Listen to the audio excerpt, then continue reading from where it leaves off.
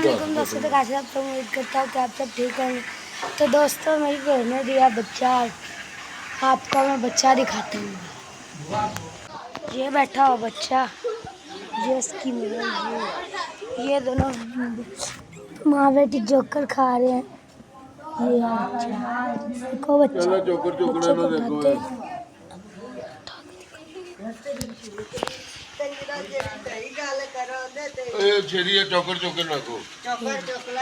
ये तीनों माँ बेटे बैठे हैं।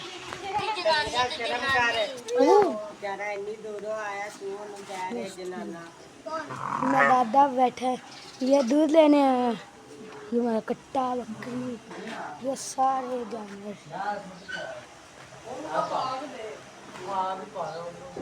इसको बांधा, ये दूध पी रही थी सारा, माँ का सारा दूध इसको बांध दिया है। तो अब वो देखे चोकर खा के अब ये पट्ठे खाने चली गई, वापिस आ गई।